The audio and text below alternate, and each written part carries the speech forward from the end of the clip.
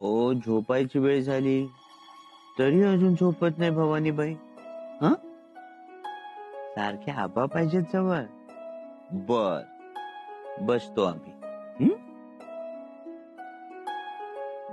काय म्हणता? गोष्ट सांगू? सांगतो गोष्ट. आपल्या राजपुत्राची एक दिवस द्विधा मनस्थिती होती. राजपुत्राला एक आदेश येतो. त्याला कळतच नाही आदेशाचं पालन करावं की करू नये. जर आदेशाचं पालन केलं तर राजपुत्राची नाचक्की होणार होती. आणि पालन केलं नाही तर त्याच्या आबासाहेबांचा आदेश डावलला जाणार होता. आणि आबासाहेबांचा आदेश डावलणं म्हणजे देवाचा आदेश डावलण्यासारखं होतं. राजपुत्राला कळतच नव्हतं काय करावं. आदेश पाळावा की पाळू नये. काय तुम्ही सांगताय? बर, एक काम करू. तुम्ही जर आमचं हे डावं बोट धरलं तर राजपुत्र आदेश पाळणार नाही, आणि उजवं बोट पकडलं तर राजपुत्र आदेशाचं पालन करणार. सांगा जरा जरा कुठलं बोट धरता बघू बघू. डावं बोट म्हणजे आदेशाचं पालन करायचं नाही, आणि उजवं बोट म्हणजे आदेश पाळायचा, वडिलांच्या आदेशानुसार जायचं.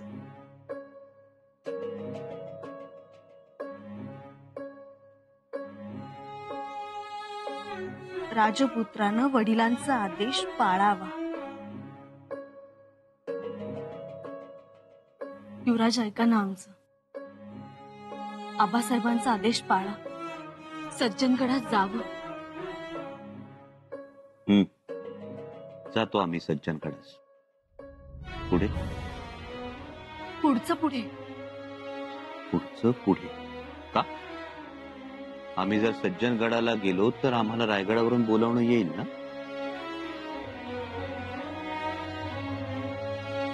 बोलावणं येईलच ना? येईलच ना. युवराजनी तुमचा तुमच्या बोलण्यावर तरी विश्वास आहे का? बोलावणं यायलाच हवं ना? पण म्हणताय येईलच ना. कुठे गेली तुमच्या शब्दातली धार? कुलमुक्त्यार आहात तुम्ही. तुम्ही कसं स्वच्छ स्पष्ट सांगितलं पाहिजे, पण नाही सांगू शकणार तुम्ही सुद्धा. कारण काळाच्या पोटात काय दडलंय कुणालाच ठाऊक नाही.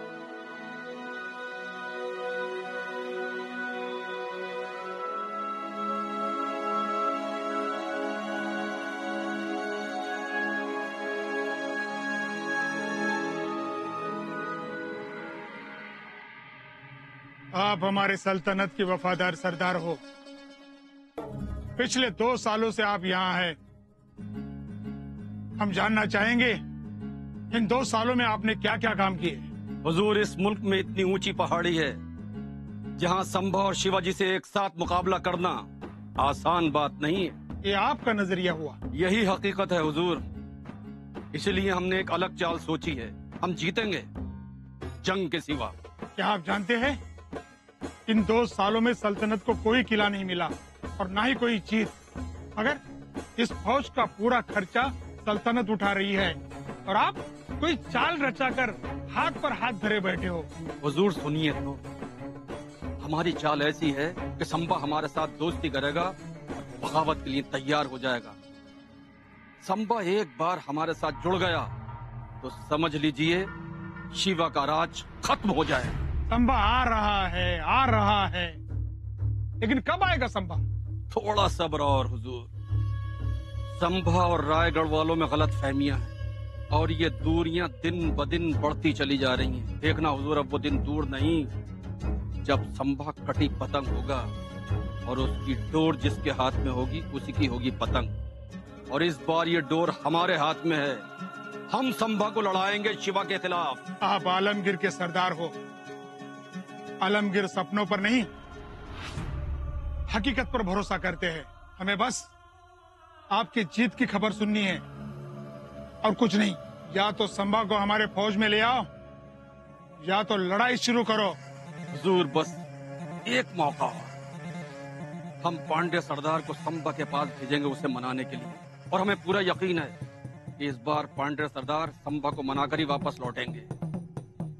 एक बार संभा हमारे कब्जे में आ गया तो देखना, बिना जोखिम के एक भी जान जाए बगैर ये मुल्क हमारे कब्जे में होगा। इससे सल्तनत को फायदा होगा ही, लेकिन कई गुना ज्यादा फायदा आपको होगा।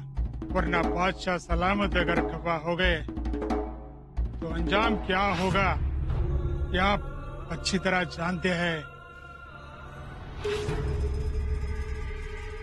वहिनीसा, शेवटी दादासाहेबांनी काय निर्णय घेतला आहे?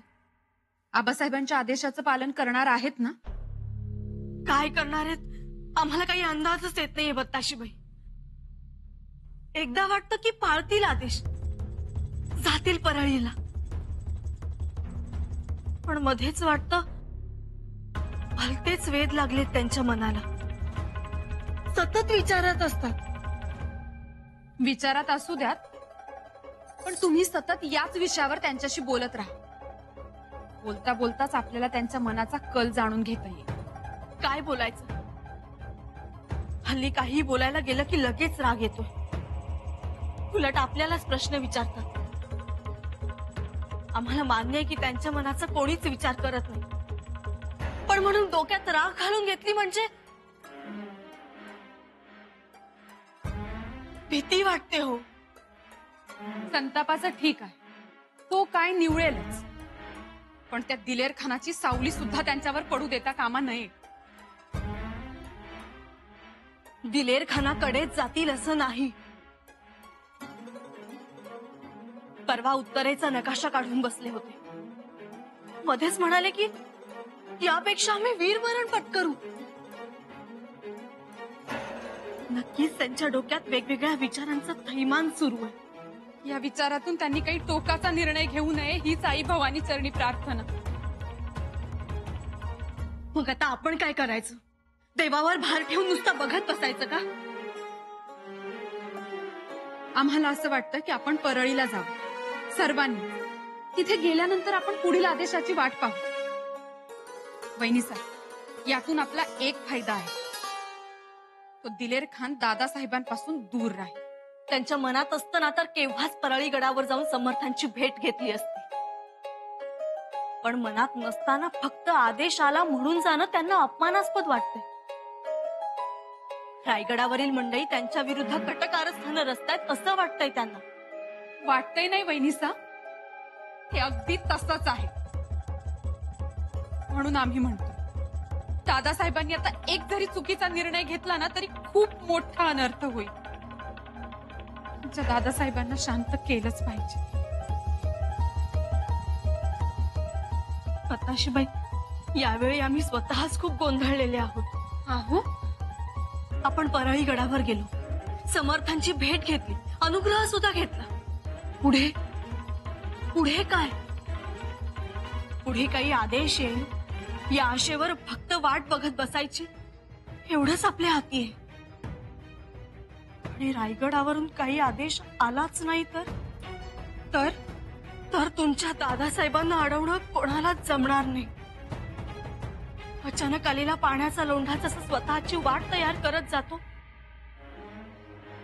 तसेच युवराज स्वतःची वाट चोखाळतील। आणि भीती वाटते की ती वाट स्वराज्याच्या हिताची असेलच असं नाही।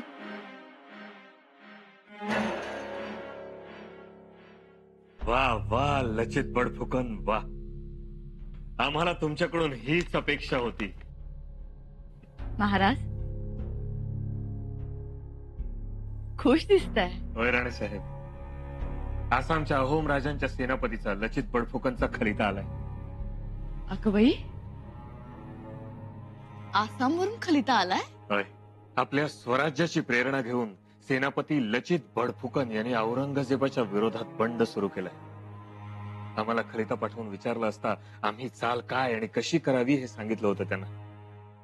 आम्ही त्यांना म्हटलं होतं, पूर्वेकडून तुम्ही आणि पश्चिमेकडून आम्ही असे एकत्र त्या औरंगजेबावर हल्ला करू। आमची ही कल्पना त्यांना खूपच आवडली. राणीसाहेब, आता राजा छत्रसाल, राजा अहोम आणि दक्षिणेतील इतर काही राजे यांना एकत्र घेऊन आम्ही एक मोठा एल्गार करणार. महाराज, तुमचं कोण ऐकत नाही. तुमच्या आदेशाची सगळेच अंमलबजावणी करतात. फक्त आपलेच मात्र टाळाटाळ करतात. म्हणजे शंभूराजेंनी आपला आदेश मानलाय असं वाटत नाही. ते अजूनही सज्जनगडावर पोहोचले नाही.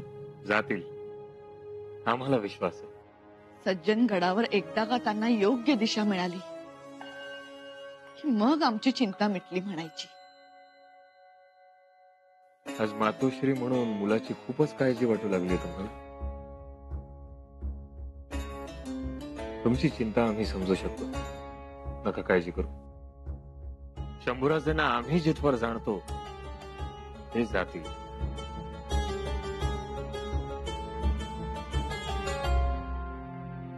काय करावं तेच समजत नाहीये.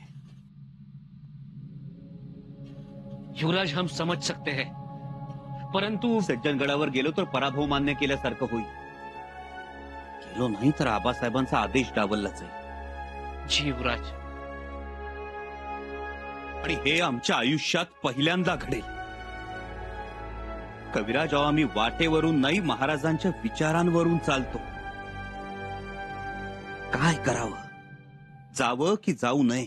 त्या मलंगाकडे जाऊन उपदेश घेण्यापूर्वीच मोगलांकडे येऊन पराक्रम गाजवावा.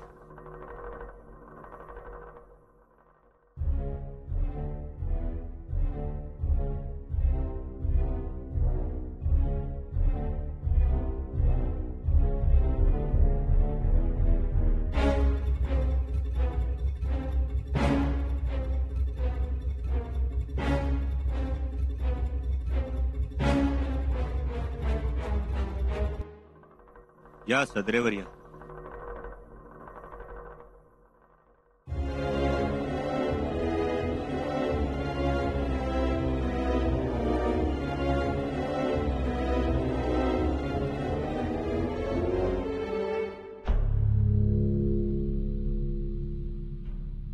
बसा.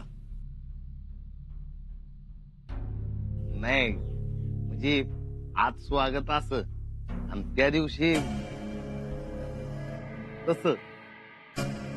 मला वाटलं आज पण भाला लावताय काय नरड्याला, म्हणून जरा घाबरलो होतो. कसे पांढरे सरदार, त्या दिवशी सुद्धा तुमच्या गळ्याला भाला लावायची काही गरज नव्हती. हा, तुमच्या गळ्याला लावायला आमचं नख सुद्धा पुरेसं आहे ना. नाही, घाबरू नका. स्वकीयांवर हात उचलत नाही आम्ही. बसा, निवांत बसा. तसा मी येणार नव्हतो, पण आलो तुमच्या फायद्यासाठी, भल्यासाठी. हे तुम्हाला पटलं तर घ्या, नाहीतर मी आपला गुळपाणी घेऊन निघून जाईल. पर चिडू नका. जे बोलायचं ते स्पष्ट बोला. युवराज, अहो किती दिवस झाले, अहो किती वाट बघतायत दिलेर खान साहेब तुमची. अहो तुमच्याबद्दल त्यांच्या मनात लई प्रीती आहे, म्हणून वाट बघतायत ते.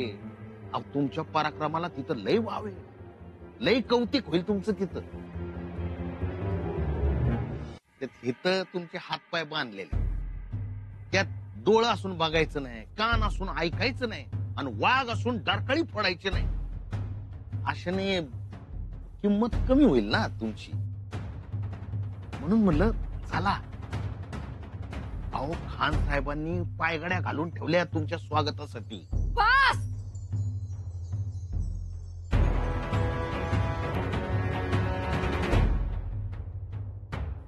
पांढरे सरदार, बस. एक शब्द जरी पुढे बोलला तर जीभ हसडून हातात देऊ आम्ही. उठ. तुमची हिंमत झालीच कशी दादासाहेबांसमोर हे असं बोलण्याची? साहेब, थांबा दादासाहेब, आम्हाला बोलू द्या. तू इथे काय करतोय? साखर पेरणी करायला आलायस. अरे त्या दिलेर खानाच्या फेकलेल्या तुकड्यावर पोचलेले तुम्ही इथे गोंडा घोळत येता आणि शिवपुत्राचा बुद्धिभेद करता. तुम्हाला काय वाटतं त्यांनी मोगलांना मिळावं आणि शिवविचारांवर पाणी सोडावं. अक्कासाहेब, दादासाहेब, आम्हाला हा माणूस इथे नको, नाहीतर सांगितलं नाही म्हणाल. मागच्या वेळी आमच्या दादासाहेबांनी तुमच्या नरड्याला भाला लावला होता. आता आम्ही भाला लावून थांबणार नाही, आर पार करू. निघा. चुकी झाली, माफी असेल, जातो.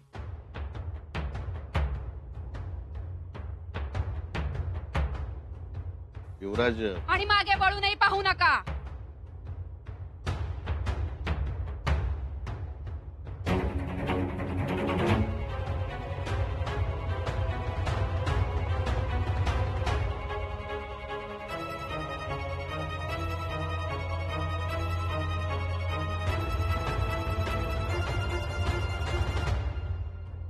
कविराज, जी. तुम्हास विनंती, यापुढे या अशा लोकांना वाड्यात येण्यास मज्जाव करावा. अक्का साहेब, वो आम्ही सांगतो ती कारवाई करावी. जी. अक्कासाहेब, हे शोभलं नाही तुम्हाला. काय शोभलं नाही? ज्या पद्धतीनं तुम्ही पांढरेंना हाकलून दिलं ते. मग पंचारती घेऊन स्वागत करायला पाहिजे होतं का त्यांचं? त्याची हिंमत होतेच कशी तुमच्या समोर सदरेवर बसायची? तो संदेश घेऊन आला होता. पण शत्रूचा. हो, शत्रूचा. पण तुमचं वागणं योग्य नव्हतं. तुम्ही जे वागताय ते तुमच्या मनाला पटतंय का हे जरा विचारून बघा. कुशल शत्रूची माणसं वाड्यात घुसतात. अक्कासाहेब, राजकारणात कुणीही कुणाचा कायमचा मित्र नसतो आणि कुणीही कायमचा शत्रू नसतो.